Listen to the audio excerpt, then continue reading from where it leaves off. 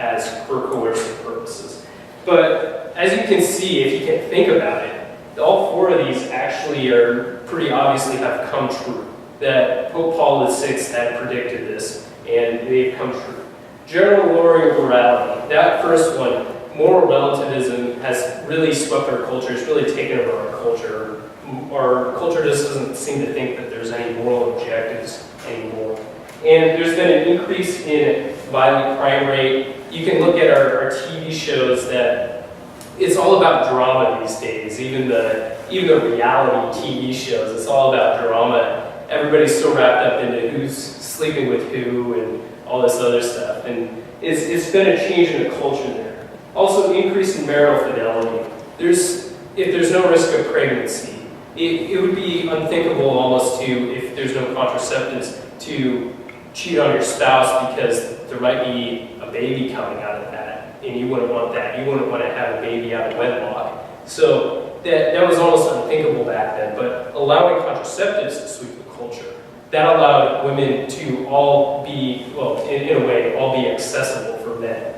And that ties into the next point, men using women as objects. Well, in that case, but also in pornography, well, there's been a widespread, in pornography, there's been a lot more pornography around. And also premarital sex just on college campuses. Men are using women a lot on college campuses and just through the hookup culture. And of course, the final one, governments would use contraceptives as for coercive purposes. And of course, we see that in China. That's pretty obvious that China issued the one-child policy, and contraceptives were a big thing for that. But in addition to that, we are experiencing a little bit of that with our current administration here in the United States, where the current administration is mandating that everyone provides contraceptives through that. And that could lead into other things later. But I want to go back to these expectations of the sexual revolution. I just want to talk about these briefly. That the population is scared. Well, we now have the food supply technology to feed the people that we have, and probably much more than what we have. But the problem that we're running into is there's people starving around the globe, but they're starving not because we don't have enough food. They're starving because the allocation of resources aren't being spread out correctly. How was breakfast this morning? It's good? Great. Yeah. Well, I'm making a joke. That was a joke there. But anyway, so, but if you think about it, so you think about our entertainment industry, our sports industry, we're building billion-dollar stadiums. We're pouring billions of dollars into going to sporting events. And I'm a sports guy. I really love sports and everything, but I recognize this, that all these resources are going into this entertainment industry, and yet they're starving people across the globe. They're starving people in our country that need our help. And so it's not a problem of overpopulation. It's a problem of us allocating our resources correctly. And just as an interesting fact, sometimes you see these globes of people falling off the globes because there's not enough room for everybody in the world. But really, you can take 7 billion people in the globe, you can stick them in Texas. And in Texas has 7 trillion square feet. So what that means is everybody would have 1,000 square feet. So that's a 31 by 31 room. So this room is, I don't know how big this room is, but this is approximately that size, 1,000 square feet. So everybody would be in Texas and they'd have about this much room. Everybody in the world. And then the rest of the world would be empty. So I don't think we really have a population problem as much as allocation of resources. So then, next point, feminism, fulfillment of women. However, this is problematic because the pill has allowed men to walk out of marriages or men to escape because they don't have ownership. They don't have that feeling of responsibility of being a parent in the marriage. And also, there's been an increase in single motherhood. And that, of course, has contributed to a lot of the poverty that we've had. There's a lot of women living in poverty with 1 or 2 children because the husband has walked out, or the boyfriend for that case. And then better marriages. Well, we all know about the divorce rates. The divorce rates have absolutely skyrocketed since the pill has been widespread. And there hasn't been a decrease in unwanted pregnancy. Abortion has gone up completely. So what was it that Pope Paul VI saw? Did he have some kind of divine inspiration? Well, I think in some way, yes, that the Holy Spirit prevented him from error. But he also had the benefit of something that's called the natural law.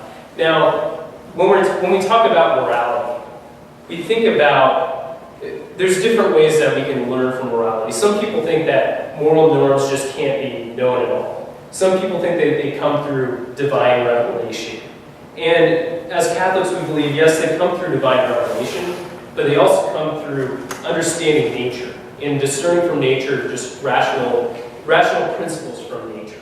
So what the natural law states is, in order for proper functioning and survival, things work best when they are used in accord with their nature. So basically, things tend to prosper when they're used in accord with their nature. So if I were to try to grow a plant, like some corn, if I were to grow corn, I would need to put water and fertilizer and sunlight and put it in good soil in order for it to grow. That's just how it is. That's its nature. But if I were to dump gasoline, or if I were to dump cyanide or something on there, I would kill the plant.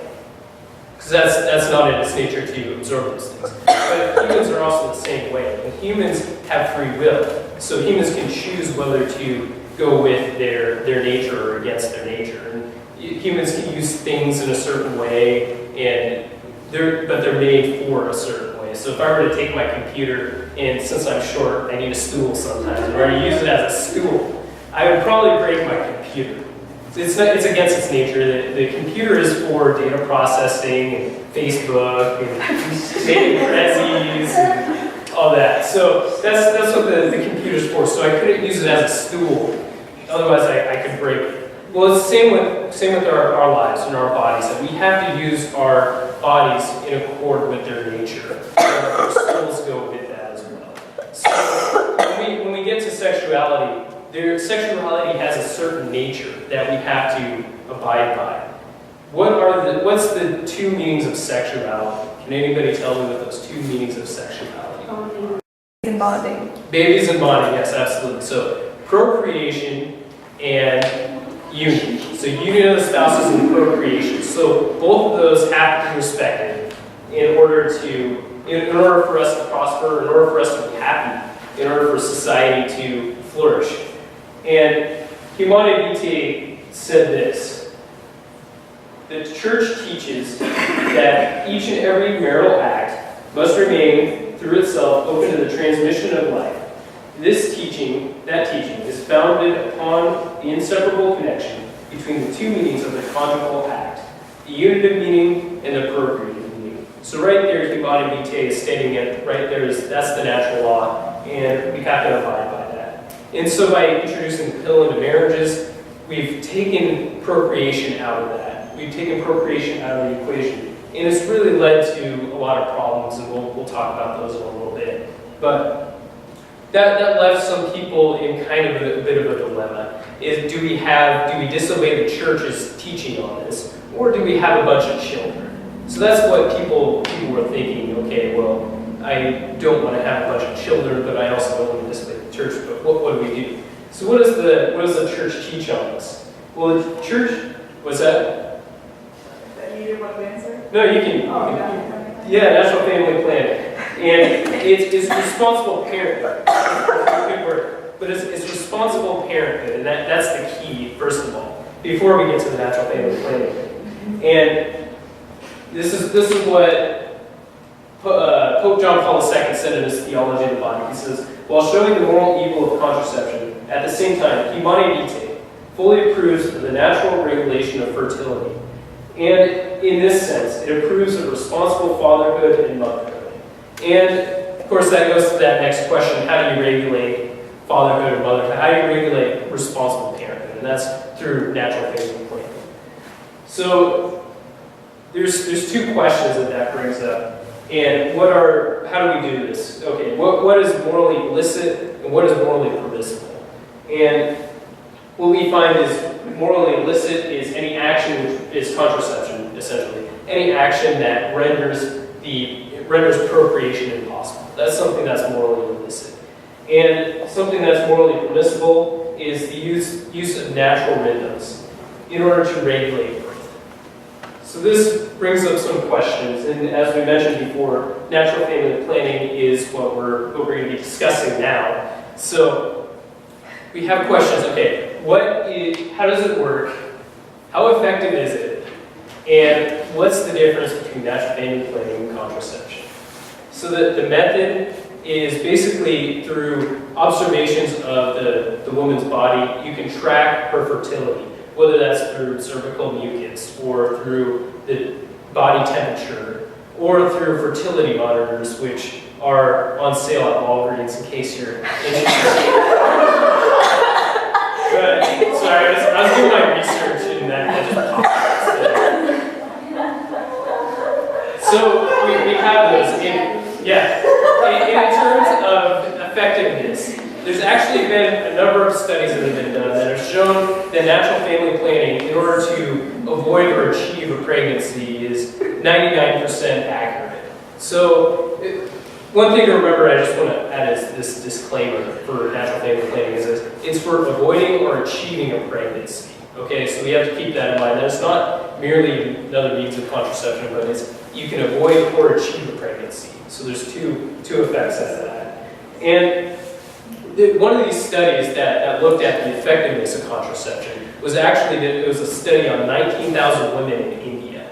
And most of them were from Calcutta, and this was a study in 1993. So who was teaching natural family planning in Calcutta, India in 1993? Mother Teresa? Yes, Mother Teresa. So she was teaching these people how to use natural family planning, and 52% of them were Hindus. They weren't even Christians. So my question is, why are we sending billions of dollars worth of contraceptives around the globe when natural family planning is much cheaper? All you have to do is teach people how to use it, and all you need is a paper and pen to really track their fertility. And yeah, so that's my question. This is something that can be really effective all around the globe. I just think there's a lot of pharmaceutical companies and other political agendas at bay for this as well that's keeping this from happening. But what's the difference between natural family planning and contraception? That's usually a very big question that people have, because you come to the same end. You're trying to avoid a pregnancy. You can do that with contraception. You can do that with natural family planning. So what's the big difference? Well, the big difference lies in the means. It's the process itself. Because with contraception, what's happening is you're actively sterilizing in active intercourse. Whereas natural family planning, you're using natural means to avoid a pregnancy. So one couple, in one way, rejects rejects the consequences of the sexual act. The other couple is still open to life. So even if they're following the means, the true how to use natural family planning, and there's a breakthrough pregnancy, that's okay because we're still open to life. That's what natural family planning means. And you can kind of see it in this comparison of a bulimic woman and a dieting woman. There's no difference is there a difference between a bulimic woman and a dieting woman?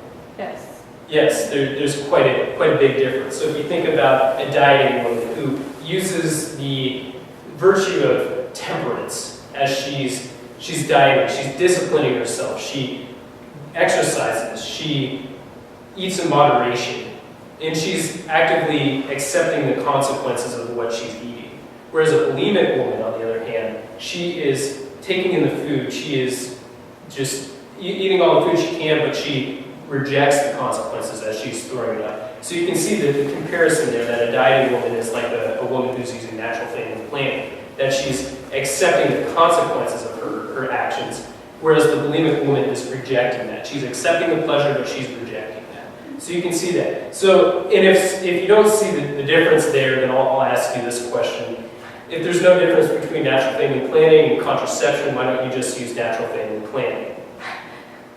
Well, that's because there's a big difference there if you look at it that way. That the lifestyle makes a big difference, so maybe there's a big moral difference there as well.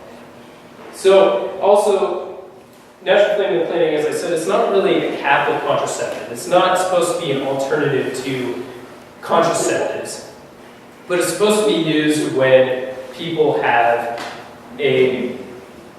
well-rounded reason for using natural family planning. So